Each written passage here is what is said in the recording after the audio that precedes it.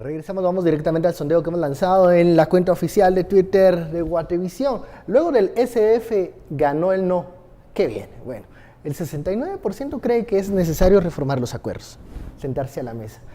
Un 19% cree simplemente que gana Álvaro Uribe con este resultado y un 12% cree que hay que comenzar de cero, borrón y cuenta nueva. Un proceso que, bueno, si vamos a borrón y cuenta nueva, sería demasiado complejo. No se puede. Lo que sí es compatible es reformar los acuerdos y que gane Uribe. Esas son dos opciones compatibles, porque está clarísimo, Uribe fue presentado como una opción radical por esta gran campaña mediática del sí, y se ha visto que tiene una base social, o por lo menos capitalizó. No digo que la gente que votase no votaba por Uribe, eso también es una falacia. La gente que vota no vota por múltiples razones, pero desde luego Uribe es el que capitaliza el no de una forma casi exclusiva. Ahora, cuando habla Uribe, habla en un tono muy parecido a aquellos discursos presidencialistas, ¿no? Con un triunfo apabullante, pero la diferencia son de 50.000 votos. Pero piensa en términos de expectativa. O sea, no puedes medirlo por los puros números, tienes que medirlo por cuál era la sensación, incluso entre la campaña del no, de cuáles iban a ser resultados, cuáles eran las encuestas, cuál era la sensación ya firmando los acuerdos de paz en el evento de Cartagena, en un ambiente completamente triunfalista, donde el discurso era la paz sí, la guerra no, si votas el no es guerra. Bueno, ¿y ese mismo ímpetu en la mesa de negociación? ¿Así, con esa misma fuerza llega el no? Bueno, no creo tampoco. O sea, hay que ver de todos los... También hay que tener en cuenta si hay una baja participación y hay un resultado bien ajustado. Yo solo digo que la sensación de cómo gana Uribe es por de dónde venimos. O sea, viene de una expectativa muy baja y consiguió mucho más. Pero ahora bien, en términos políticos, hay mucho de los acuerdos que yo creo que es consenso, que no se ha hablado de esas cientos de páginas en los que están de acuerdo con muchísimas cosas ambas opciones. Creo que es cuestión de concentrarse en dónde están los núcleos concretos de desacuerdo. Y para mí, insisto, sobre todo es el papel de la cúpula guerrillera y su capacidad de insertarse en la vida política. Tema de las radios, por ejemplo, que mencionaba Estuardo, es una cosa que ya existe. Es simplemente certificar algo que ya de facto está allí. El tema de las pensiones, no sé, por lo menos la parte que yo he leído, que era cómo se justificaba desde la campaña del sí, a mí me parece razonable. La participación me política, parece razonable. La presencia en el legislativo de estas curules, que no fue una idea muy bien... No, esa, por eso, ya digo, participación política y cómo tiene que pagar la cúpula de la guerrilla. Yo creo que esas son dos de los núcleos centrales que obviamente van a tener que endurecerse. El problema es si no se cae del lado de las FARC diciendo no, nosotros vamos a firmar, porque todo acuerdo lo firman una serie de élites que se exculpan a sí mismas. Exacto. Y ese es el punto. Entonces, yo creo que va a requerir mucho de también, tanto Timochenko, insisto, con todo lo personaje que es, como Uribe, como Santos y como algunos otros actores, que tengan una noción de Estado y que sean hombres de Estado y que en un momento dado digan vamos a llegar al mejor acuerdo posible, ahora bien, insertando la opción del no de Uribe, que sí había quedado, no digo... un poco relegada. Había quedado relegada políticamente, sí. Regresar a los puntos rojos de los acuerdos, Estuardo, si lo comparamos con la experiencia guatemalteca, evitaría algunos problemas a futuro, bueno, problemas que igual se han suscitado acá con esto del tema de la justicia, algunas cosas que en su momento se firmaron y luego se dice no quedan tan claras 10, 20 años después. Bueno, mira, yo creo que regresar a los puntos rojos es lo que hicimos nosotros en el 99, entrando a una votación por 47 cambios constitucionales. De hecho, originalmente los cambios no eran 47, eran 13.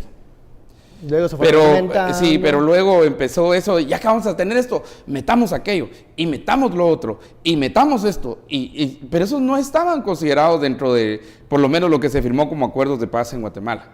Pero entraron, y la mayoría de la gente que fuimos a votar, votamos por el no, ganó el no en Guatemala, Y yo creo que si regresan, yo creo que aquí hay hasta una función pedagógica en términos de una nueva mesa de negociación, o lo que decías al principio, si borrón y cuenta nueva, como dicen ahí, eso no se puede hacer. Ya hay una base, por lo menos ya hay un mártir, un documento mártir, ¿verdad? Un documento que se puede arreglar, por lo menos ver quiénes están a favor de qué, quiénes están a favor de, y cuáles son los puntos. Hay un proceso adelantado, un trabajo ya hay un adelantado. proceso, hay un trabajo adelantado.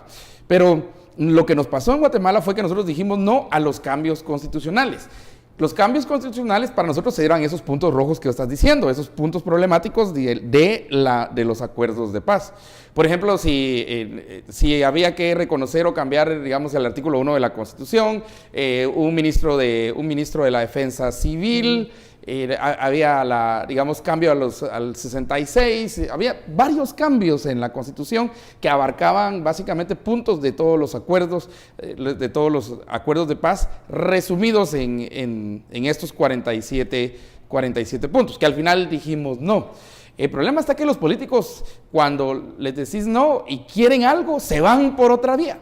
Se van, y creo que ese es el problema de regresar otra vez. Aquí se fueron por la vía de una ley marco de acuerdos de paz. Entonces fue como, no nos importa lo que se dijo. Entonces empezaron a decir, hubo baja participación, eso no es válido porque tenían que haber votado. Y yo siempre tuve una pregunta, ¿y por qué hay que validar la paz a través de la democracia?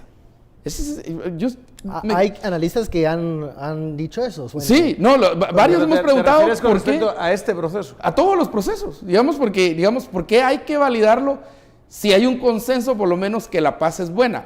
¿O es que los acuerdos que se logran entonces no significan paz? Porque esa podría ser la... Nunca vas a tener a todo el mundo de acuerdo en unos acuerdos, es imposible. Entonces, ¿qué se está validando? ¿La paz o el documento? ¿La paz o los acuerdos que se lograron? En este caso, la en La paz Habana. es una forma de generar retórica, o sea, estás aprobando un documento concreto. Y eso es lo que yo creo que ha pasado aquí, que no tenemos a una Colombia en contra del acuerdo, como decíamos. Tenemos una Colombia, bueno, no es una parte pequeña de todo el espectro político colombiano, pero que al final ganó por poquito, pero ganó el referéndum, diciendo queremos que renegocies sobre todo determinados puntos que para nosotros son conflictivos. Insisto, yo no creo que nadie en Colombia tenga problemas con que el soldado raso de las FARC tenga amnistía, no creo. Y de hecho, ni siquiera el mismo Uribe lo ha defendido. Vamos a los mensajes de Twitter que llegan con la etiqueta SF y ganó el no, la participación de los internautas que siguen esta conversación. Que nos dice, Héctor nos dice, legitimar al cartel del narcotráfico más importante del mundo, además de extorsionistas, secuestradores y traficantes, dice el usuario. Vamos con el siguiente, Oscar, Guatemala, ejemplo, fracaso de la firma de la paz, que después de 20 años faltan acuerdos a cumplir para beneficiar ambos bandos. Un mensaje más, excelente, ganó el no, paz camuflajeada en la jefa de la comunidad internacional. Jeta de la comunidad internacional, en la cara de la comunidad internacional, digamos. Gente valiente, SF ganó el no. Vamos a las conclusiones. Decíamos, en este momento el diálogo es obligado en la mesa de negociación. ¿Qué pasa si los puntos rojos son demasiado calientes y se queman en el proceso? Estuardo, rápidamente. Primero tenemos que esto baja más todavía a presidente Santos. Sí, es una derrota. Y ahora se le vuelve una carga a él, una derrota. Esa fue una derrota no solo política, sino... Entonces, ¿puede ser contraproducente para Uribe? ¿Perdón? ¿En algún punto puede ser contraproducente para Uribe? En cierto momento, dependiendo si él sigue insistiendo, por ejemplo, en las razones por las cuales los que dijeron no. Mira, la amnistía, los territorios, las jurisdicciones y cuestiones que son bastante complicadas. Y segundo, yo creo que nosotros a 20 años, ya trayéndolo a Guatemala, nosotros a 20 años sí tenemos que hacer una evaluación de qué hemos logrado en 20 años después de firmados los acuerdos de paz, y si hemos tenido o no hemos tenido paz. Eso es realmente lo que nosotros tenemos que analizar y compararnos, por ejemplo, con lo que está pasando en Colombia. Por favor, Daniel. Yo lo que diría es que los acuerdos de paz guatemaltecos no tuvieron el músculo político para implementarlos, pero no creo que sean los causantes ni del bien ni del mal de este país, de nada de lo bueno o malo que sea, básicamente porque muchos de ellos quedaron en papel mojado. Y creo que en el caso colombiano hay una oportunidad de que se haga un consenso de Estado y que eso cambie fundamentalmente, digamos, la política colombiana de aquí al futuro. Existen muy buenas posibilidades pero se pueden fastidiar por política. Bueno, hemos llegado al final de este análisis. Muchísimas gracias, Daniel Estuardo, y a usted muchísimas gracias por su preferencia. Esto fue Sin Filtro. Feliz noche, nos vemos mañana.